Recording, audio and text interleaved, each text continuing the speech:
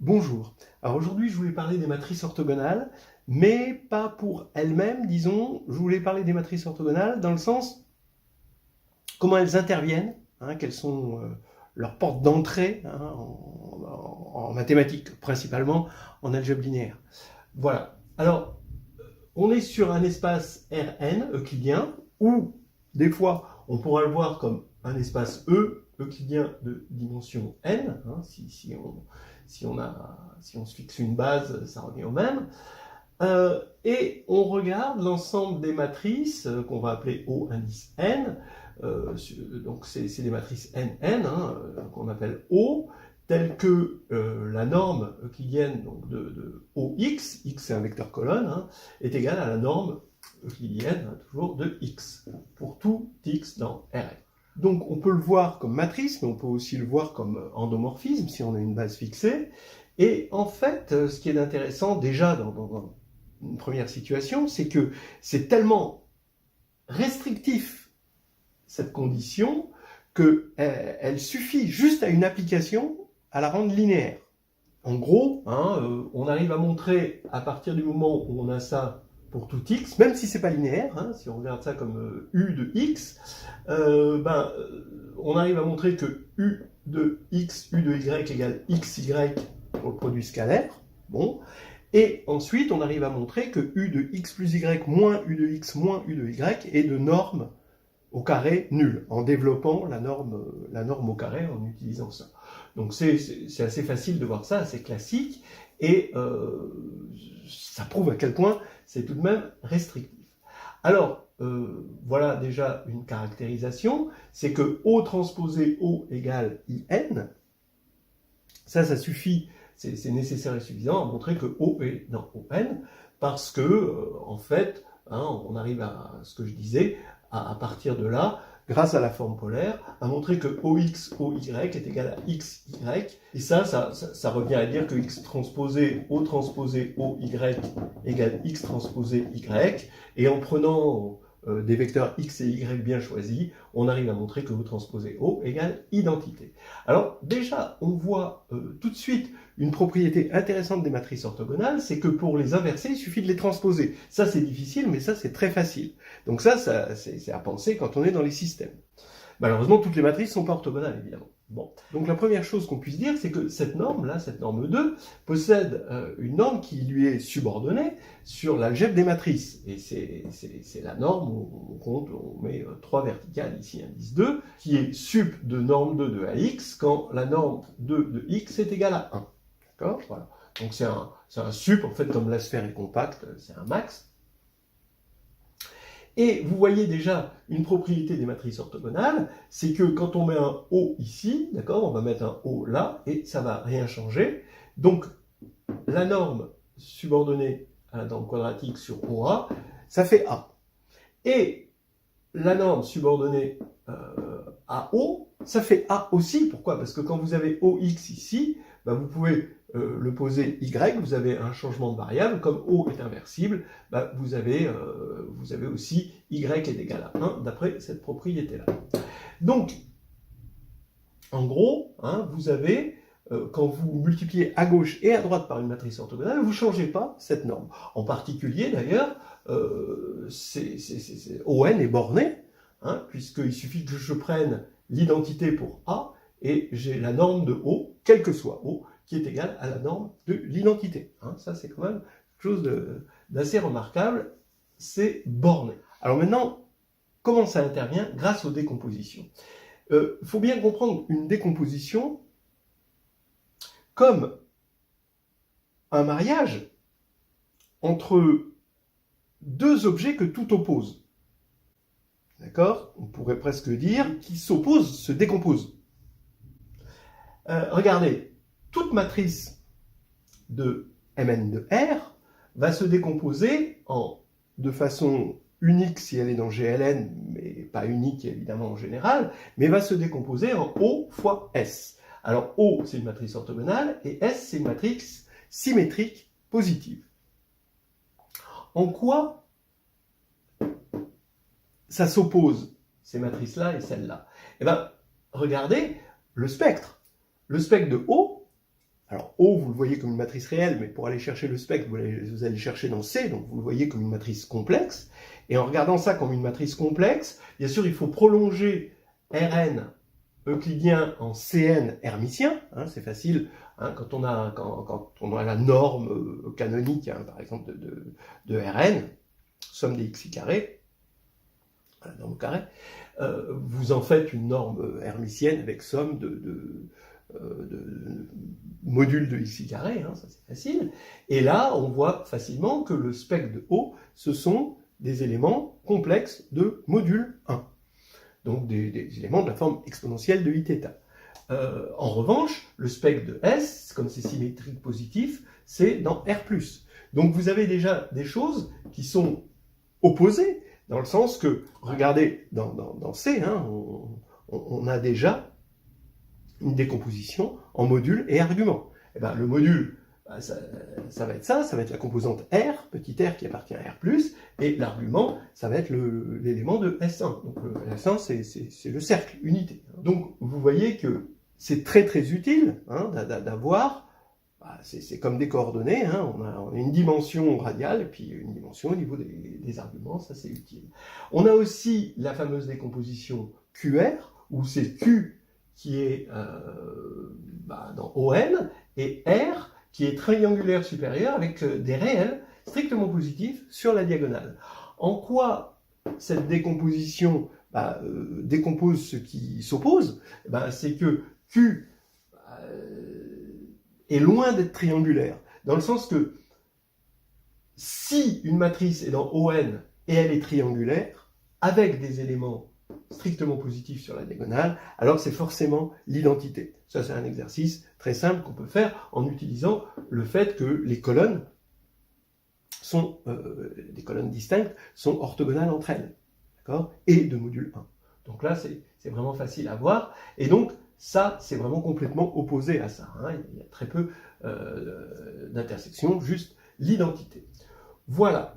Alors, ça va être utile, et ça va être un bon moment d'intervention des matrices orthogonales. On a dit que Q orthogonale s'inversait très facilement à cause de ça, mais R est triangulaire, ça s'inverse très facilement. Donc ça va s'inverser très facilement. Ça veut dire que toute matrice, alors là c'est pour les matrices inversibles, hein, on va prendre les matrices inversibles, vont pouvoir s'inverser.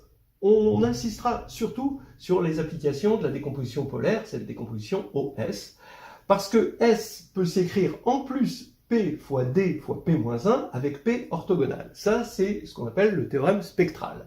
Et on peut se payer le luxe, étant donné que D est diagonale réelle, hein, d'écrire D comme une diagonale avec lambda 1, lambda n, et d'ordonner les lambda i, parce que, voilà, comme ils sont réels, R est un corps ordonné, et ça, on ne va pas s'en priver, et avec supérieur à 0 à la fin, hein, tout ça c'est positif, parce que ce sont des matrices symétriques positives.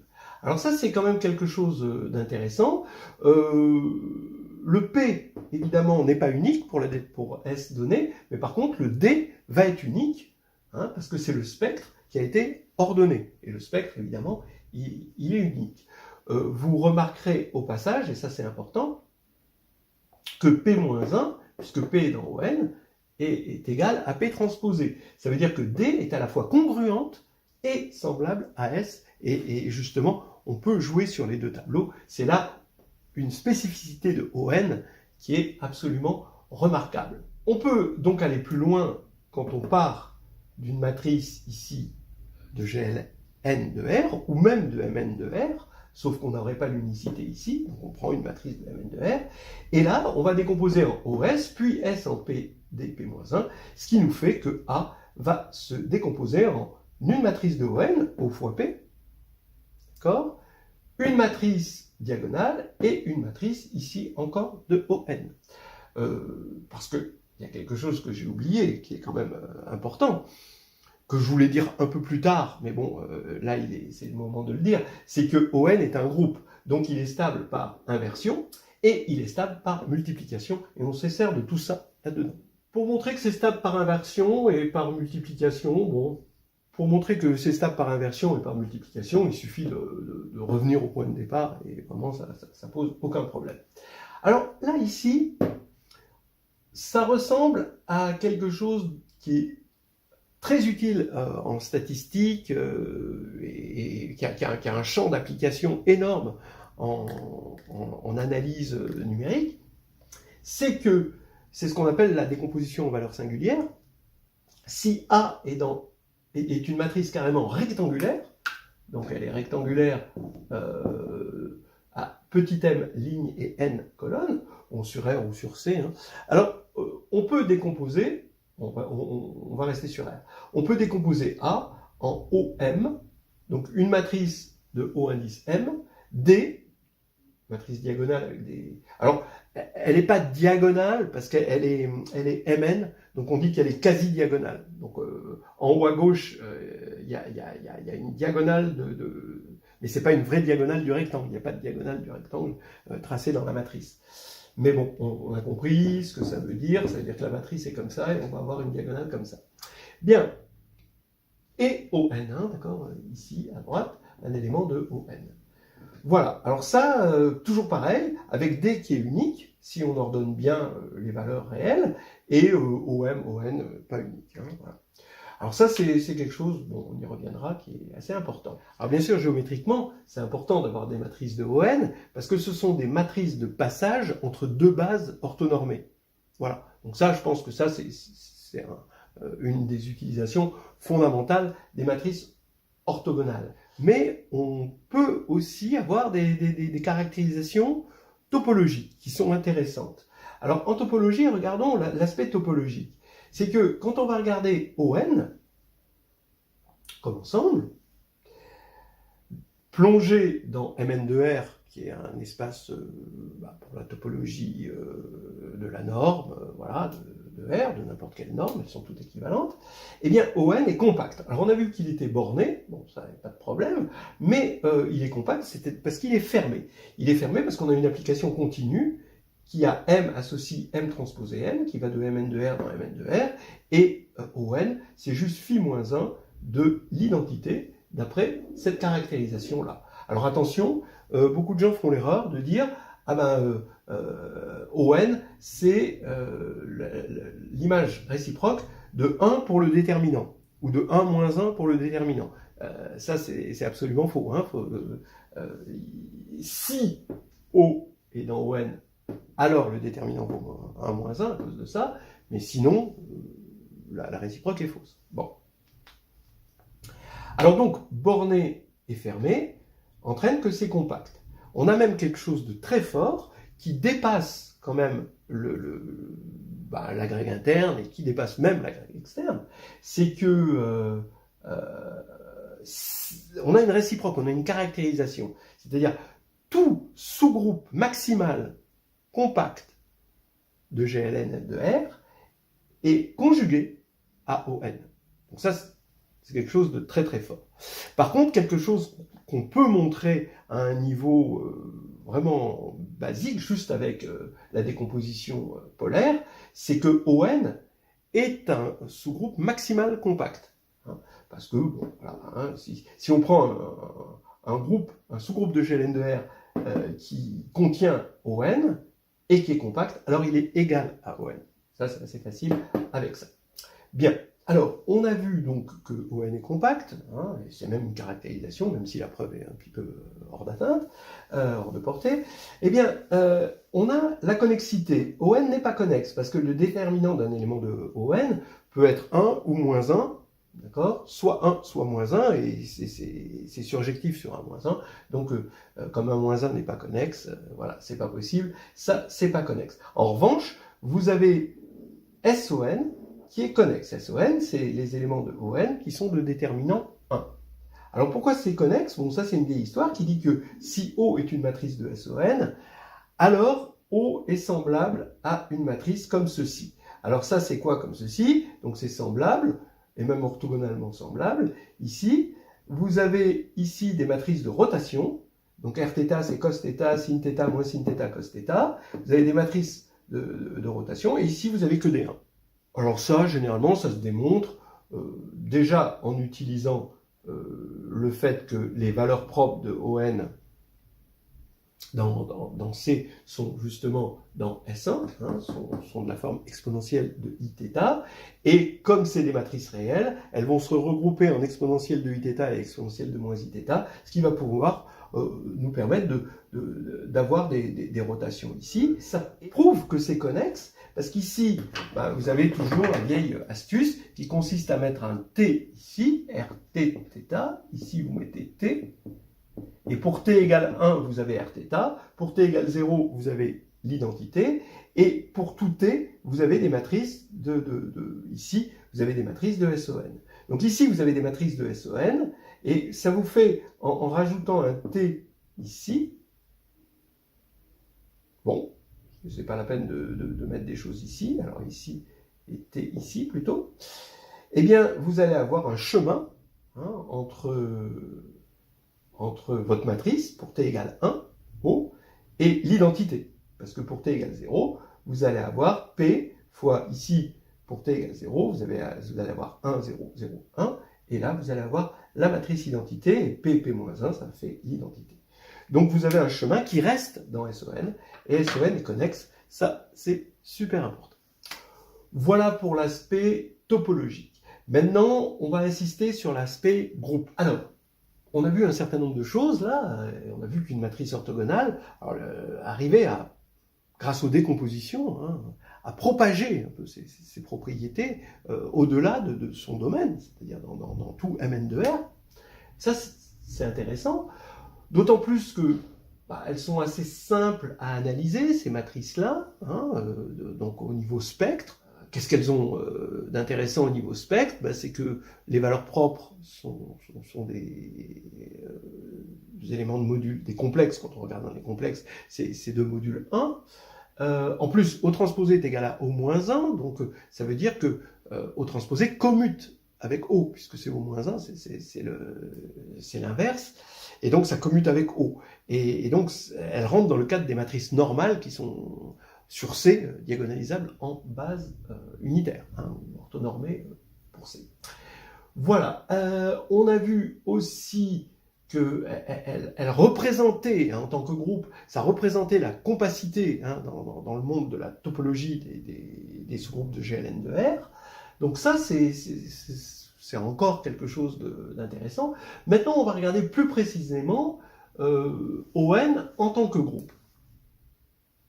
Alors déjà, ON en tant que groupe, on peut se demander générateur. Bon, alors il y a un système de générateurs, ce sont les réflexions orthogonales, hein, et ça se montre de façon classique avec ce qu'on appelle des ajouts d'invariants. On prend un élément, une matrice orthogonale, et si c'est l'identité, c'est bon. Si c'est pas l'identité, on va pouvoir la composer avec une réflexion qui va avoir plus d'invariants. Bon.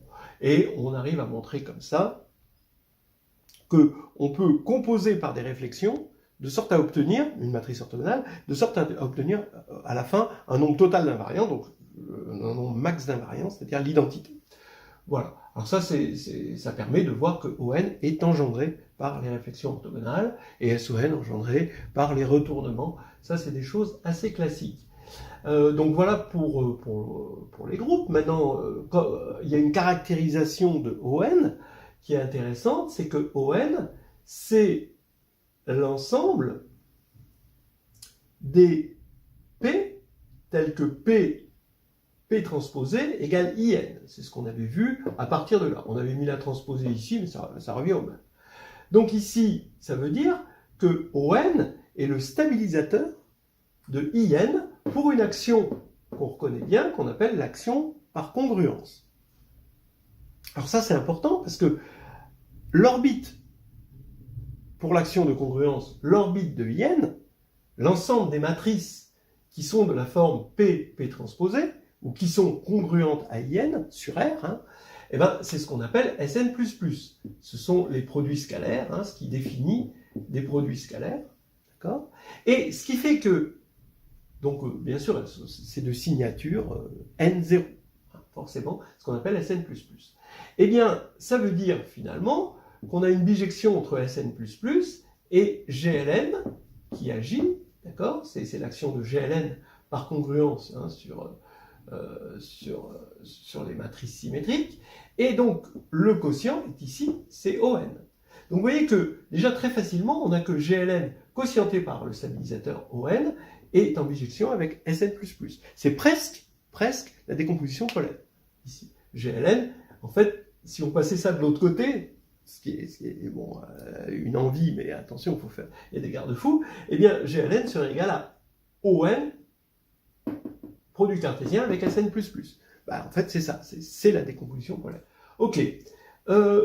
Quelque chose d'intéressant de ON au niveau des actions, c'est que ON lui-même agit. C'est un stabilisateur pour une action de GLN, mais ON agit. Et il agit de façon très intéressante sur le sous-espace des matrices symétriques. Eh bien, il agit simultanément par congruence et par conjugaison.